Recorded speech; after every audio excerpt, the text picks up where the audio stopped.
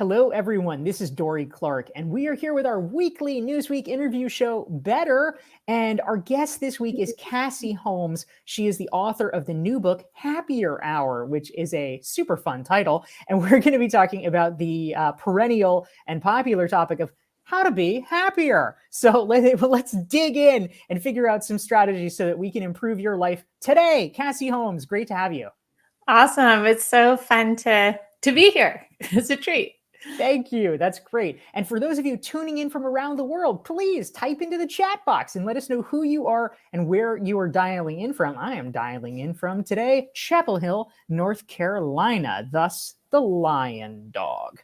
So, Cassie, your book, Happier Hour, it talks about an interesting concept. Everybody knows about being financially poor, especially in the age of inflation. People are worried about not having enough money. But you talk about time poverty, which I think a lot of us experience, but maybe haven't thought about it or formulated it in quite that way. How do we think about time poverty, and how, what should we be doing? What sort of cognitive shift is engendered when we think about being time poor? Yeah, and it's such an important question because time poverty is such a serious and important issue. So time poverty is that acute feeling of having too much to do and not enough time to do it.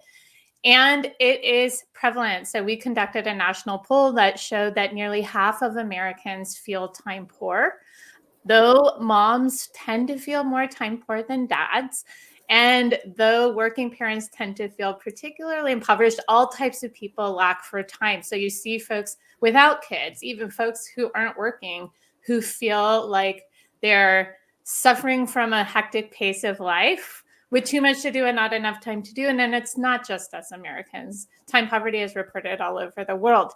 And it's bad because our research shows the negative effects. So when we feel time poor, it makes us less healthy. So we're less likely to exercise. We delay going to the doctor. It makes us less nice. So we're less likely to slow down and help others. It makes us less confident in being able to achieve all that we set out to do. And it makes us less happy. And that, and actually a personal experience of feeling like I just had too much to do and not enough time to do it, and the unhappiness and the stress and the feelings of overwhelm from that is really actually the story that motivated this book of how do we invest the time that we have to feel happier, so that at the end of the day, instead of looking back and feeling exhausted and overwhelmed and stressed out and unhappy, that you actually look back on the day and yes, you actually might be busy, but instead of it feeling just busy and stressful, it feels fulfilling and you feel satisfied and you're ready for the next day.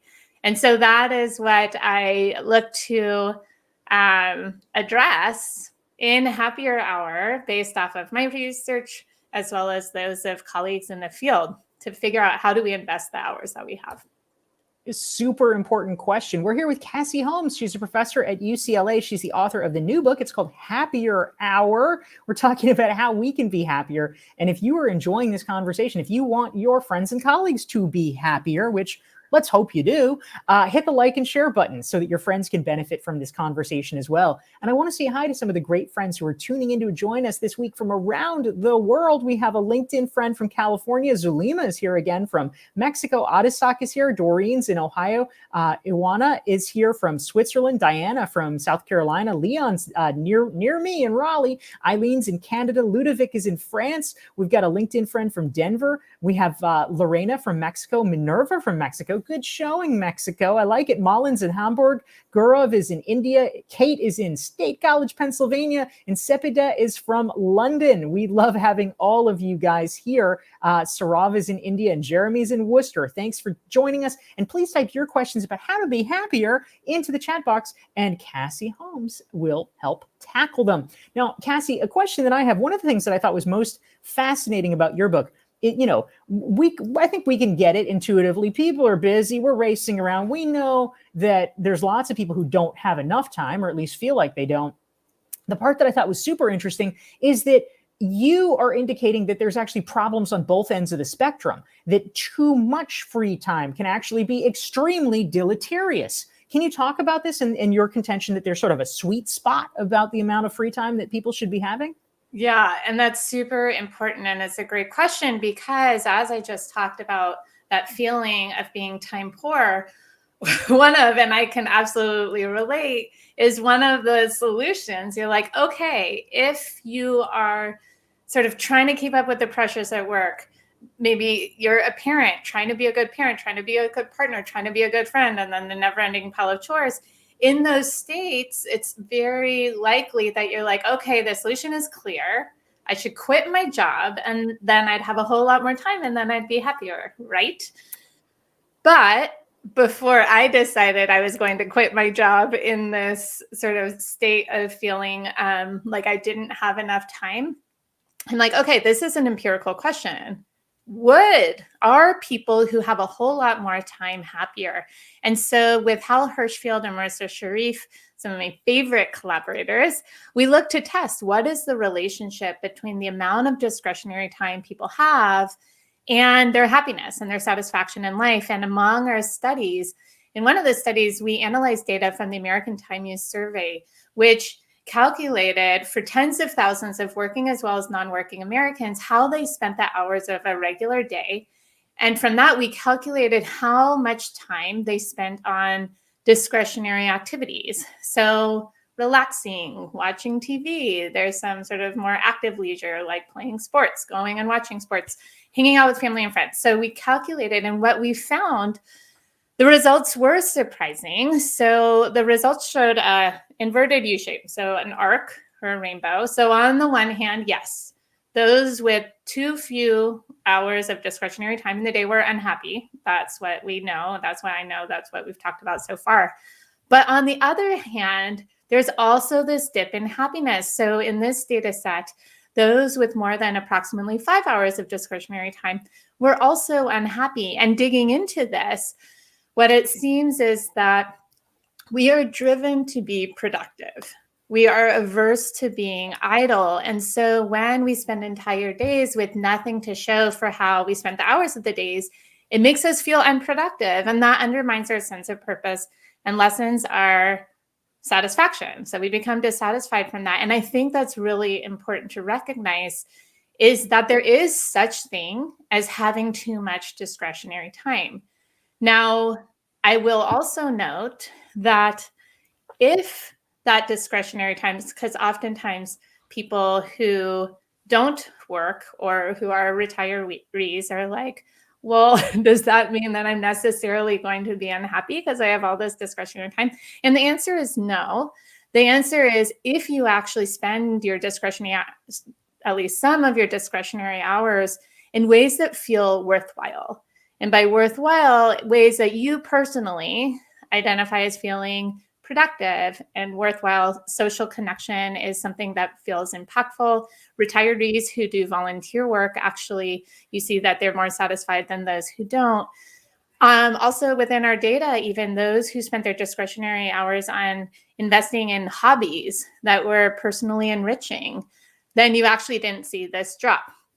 So this is all actually going to, I think, a very important point, that our happiness isn't so much about how much time we have to spend. It's really how we spend that time that we have.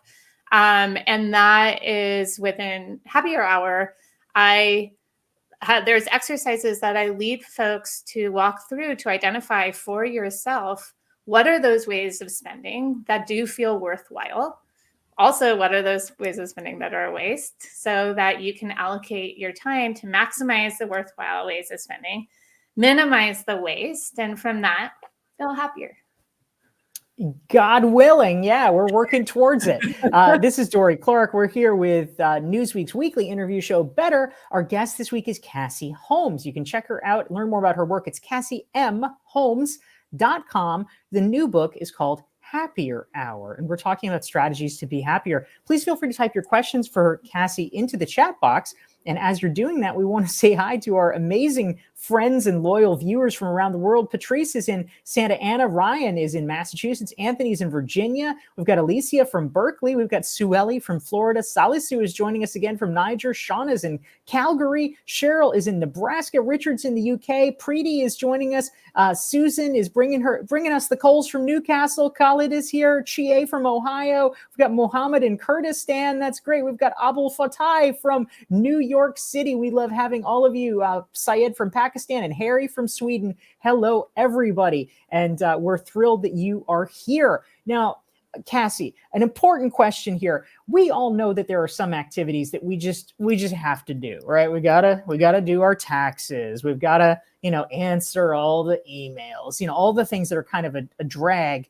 And of course, we want to be smart about maximizing the opportunities for things that bring happiness. But inevitably, we have just some boring tasks that, life demands that we do. What is your strategy for how we can get through them in the least offensive and obtrusive way? Yeah. So one of the strategies to make those chores or chore-like activities feel less like a chore is using a strategy called bundling. And so this is based off of work by Katie Milkman and colleagues. And the idea is so simple, but the effect is so major. And basically, for bundling, you bundle one of these activities that you don't like to do. And based off of the time tracking research, those activities tend to include household chores. So like folding the laundry, cleaning the kitchen. It also includes commuting. So time spent commuting, typically Americans experience as among the least happy because it feels like such a waste. You're just trying to get through it. But if you bundle this time with an activity that is enjoyable, like listening to a podcast, like actually for all the Americans who commute by car, listening to an audiobook. So instead of scrolling mindlessly through the radio, or if you commute sitting on a train, scrolling mindlessly through your social media, if you're instead intentional with that activity and listen to an audiobook or read a book if you're sitting on the train, when I have people answer or complete this statement, I don't have time to, one of the primary things that folks say they don't have time to do is to read for pleasure. If you spend that time reading or listening to books, you can actually get through a book every couple of weeks. Or, like when you're folding the laundry, bundle it with something that you really do enjoy. So research also shows the wonderful happiness from social connection. So pick up the phone and call your friend who lives in one of these far off places that you guys are all and talk to them. And all of a sudden, bundling that social time with this unfun time makes that time more worthwhile and more enjoyable. Those are some great points. I'm Dorie Clark, and we're here with Cassie Holmes. She's the author of the book Happier Hour. We want to say hi to Natalia. She's in Texas. We have Asa Duzaman from Bangladesh. We have Eugenia from Costa Rica. We've got a LinkedIn friend from Myanmar. Welcome. Wendy's in New Jersey. Clara's in Paraguay. We've got Sunita from Dublin. We've got Sophia from the UK. We've got Kaman joining us. We have Rita Marie joining us again from Ireland, and Amy from Charlotte. Welcome, everyone. We're so glad you're here. We want to take your questions for Cassie Holmes, author of Happier Hour. And I wanted to dig into this great question that came in from Alicia. Cassie, she wants to know, how do you recommend skill building for developing mastery in optimizing your use of discretionary time? Is this a skill that we can, sort of build? And if so, how? Absolutely. It is a skill and it needs to be informed. So Happier Hour is full of exercises. And so I will also share that this is a book that's based off of my career of research on time and happiness, but also a course that I've been teaching to our MBAs called Applying the Science of Happiness to Life Design, in which I give my students assignments so that they can apply these empirically based insights and experience the benefits immediately. in happier hour, I give you those exercises so that you can develop the skills, gain that knowledge, and apply it. And once you see the effects, so I'll also in each of these assignments and exercises, once you do it, there's a sort of part of reflecting back and like, how did that make me feel? And most cases it's positive. And so once you are applying the exercises, doing the exercises and reflecting back, it's like, oh, that actually had a significant impact on my well-being this week. I will do it again going forward. One of the really helpful exercises in terms of identifying what are those worthwhile ways of spending versus wasteful ways is actually time tracking for yourself. So over the course of 1 or 2 weeks, write down, and there's a worksheet that you can use that's on my website, which was already shared, cassiemholmes.com. And what you're doing is writing down for each half hour what you're doing, what the activity is, but more importantly, rating on a 10-point scale, how did that activity make you feel? How satisfied, fulfilling, enjoyable was it? So that at the end of the week, you have this amazing data set that you can look back and pull out. All right, what are those activities that got your highest ratings? What are those activities that got your lowest ratings? How much time are you spending across these various activities? And you might see, for instance, that, what is that time sand? What are those things that don't even get very high ratings from you? So they're not even enjoyable and maybe not even worthwhile. So when my students do this, they note the large amount of time that gets spent and, in their words, wasted on social media, binge watching TV. So it's interesting when you see watching TV, that first half hour, first hour gets high ratings, but on hour 4 into it, you see the enjoyment ratings drop. So that's really helpful information because sort of like the fourth piece of cake, right? Absolutely. And that is based off of hedonic adaptation. So as we are continually exposed to stimuli over time, we get used to it. It stops having as intense of an effect on our emotional experience. So this is helpful, right? Because that suggests that A, have little bits of cake spread out through the week.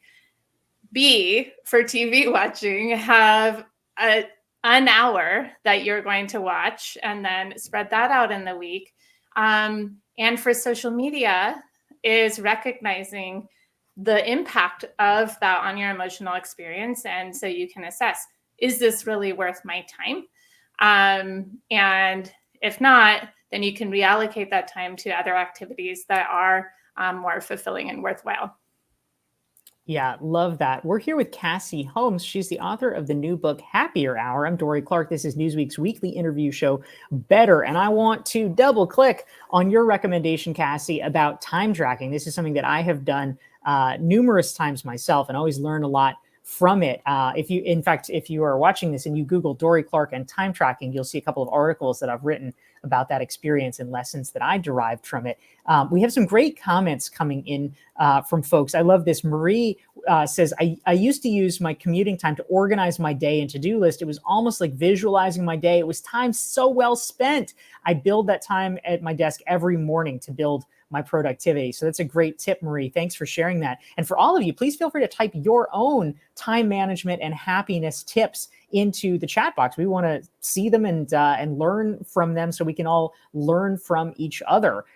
So a question came in, Cassie, from Malin, who wants to just press a little bit on the social media question about, we sort of know intuitively that it can be like a crazy rabbit hole that we're, sinking down. Malin mentions that she was just reading that time spent on the internet increased about 30% over the past 5 years in Germany, where she is. And, that probably is a little bit scary consequences. But can you talk a little bit more about the connection between social media usage and happiness? Yeah, and there is research that shows that it's really the way that you use social media that influences or determines whether it's a positive or negative effect. So as I mentioned before, social connection, this sense of having strong relationships that we cultivate and foster, this sense of belonging, are really positive contributors to our happiness. And research shows that when people use social media to foster those existing connections and stay connected with the individuals in their lives, then it actually has a positive effect.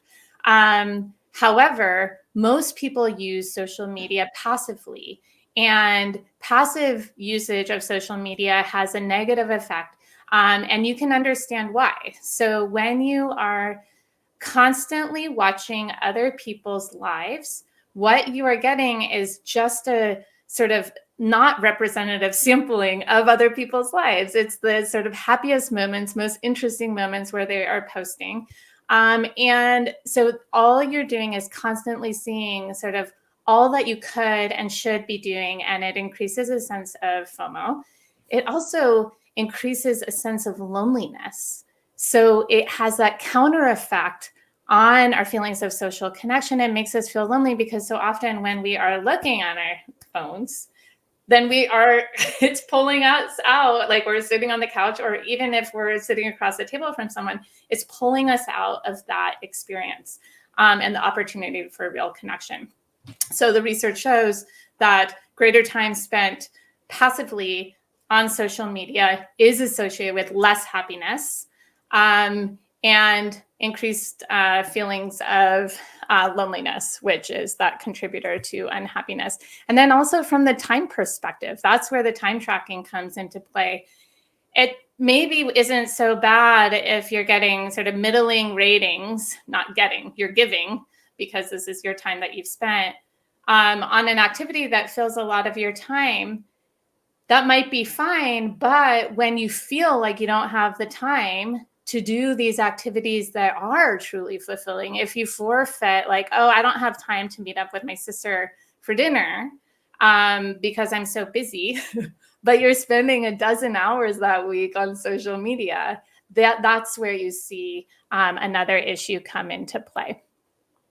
Yeah, really important point. Thank you for that. I'm Dorie Clark. We're here with Cassie Holmes. She is the author of the new book, Happier Hour, and we're talking about how to be happier. We want to say hi to our amazing friends tuning in this week and every week from around the world. We have a LinkedIn friend from Waunakee, Wisconsin. We have Molly from St. Louis, Richards in Yorkshire, Vanessa's in Las Vegas, Armando's in Salt Lake City. We've got a LinkedIn friend from New York. Sohail is in Pakistan. Danielle's from Brazil. Tasneem's in Egypt. Niskol is in India. Chamath is in Sri Lanka, and many more friends. Helen is from Queens, and Sean's in Toronto. We love having all of you guys. Please type your questions for Cassie Holmes into the chat box, and if you're enjoying the conversation, hit the like and share button so that we all your friends can benefit from this conversation and get a dose of happiness themselves. Now, Cassie, you're researching this. Obviously, one hopes you were attempting to walk the talk. So we'd love to hear a little bit more about your personal daily routines. Can you talk to us a little bit more about a day in the life of Cassie Holmes and how you are operationalizing some of the research about what you have learned with regard to happiness? Yes, and I absolutely live this. I mean, it was motivated by my own issues, and then I conduct research to answer empirically the questions that I'm struggling with personally, and then I apply it. So day in the life of me based off of the findings. Well, it starts with going outside for a morning run. So research shows that exercise is a significant mood booster. It offsets anxiety and it increases self-esteem. And when you do it outside, there's also interesting research that shows that simply being outside without a roof over your head increases happiness. So I start going for a morning run. And also, actually, exercise is one of those things that we forfeit when we don't feel like we have enough time. But what time poverty, part of it is driven by, is this sense of not feeling confident that we can achieve all that we set out to do. And when you start your day exercising, it increases that sense of self-efficacy. And so as you bring on your day, it's like, oh, I can do this. You feel less limited by time. And that is absolutely something that I make myself do, even when I don't feel like I have the time, because coming out of it is every time worthwhile. So there's that. And then I do work that I absolutely find fulfilling. So in one of the exercises in Happier Hour is the 5 whys. And what that exercise does is it sort of leads you to identify, why do you do what you do? And then your answer to that, why is that important? And as you dig into 5 layers down of whys, it really highlights what are those higher order goals that you have, what really drives you. And that's very informative for particularly your work hours. What projects, activities do you take on in pursuit of your own personal purpose? And also, actually, touching back to one of your previous questions as to how you make some of those tasks that you have to do feel a little more fun. Once you recognize how some of those chores fit in and serve your individual purpose, it all of a sudden makes them feel more worthwhile and less taxing while you're doing it. Also, social connection. So my coffee dates with my daughter. And so this is something that I do each week.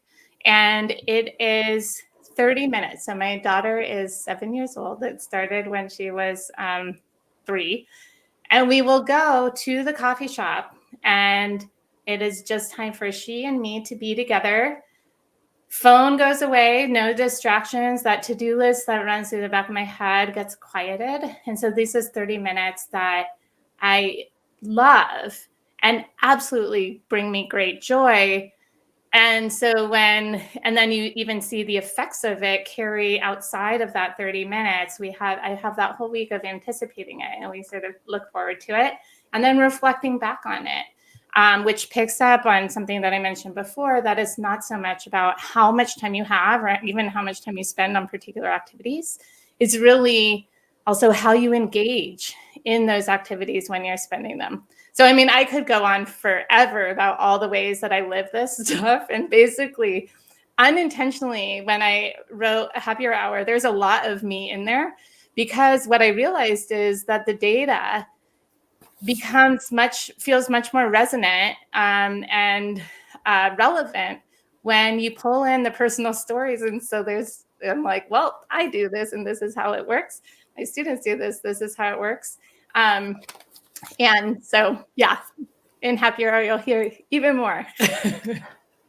Fantastic. Again, the book is Happier Hour. We're here with Cassie Holmes. It's CassieMHolmes.com. And this is Dorie Clark. If you want to make sure you're never missing one of our weekly Newsweek interview shows, you can go to my website. You can go to DorieClark.com, sign up. You'll download a free self-assessment. You will join the email list, and you'll get reminders for shows and great guests like Cassie. So we have time, Cassie, for probably just one more question before we jump into that. I want to make sure we're saying hi to our great friends tuning in. Lucy's in Connecticut. Angelina is in New York. Sheikh Hanif is from Georgetown, Guyana. We're glad you're here. Liz from St. Augustine. Lisa from Virginia. Patrick in Mississippi. And Cynthia is from Paraguay, but living in the U.S. And Tomas is in Dublin. We love having every single one of you. And a great question came in from our astute questioner, Alicia. She's back with more. It's a great question, Alicia. Thank you. She said, it seems like we have to be disciplined. We have to be like Goldilocks here in terms of not too much, not too little. Can you talk a little bit, Cassie, about the role of discipline when it comes to structuring our time and our activities for maximum happiness? A lot of people struggle with this. What's your quick tip? Yeah, being intentional. So once you've identified what are those worthwhile ways of spending, put those into your calendar first. Create the time, protect the time, so that you will ensure that at the end of the week, you're not looking back and all the sand, all these things that filled your time unintentionally. And so it absolutely does require discipline, but I would actually make it even easier than that. It's just intention.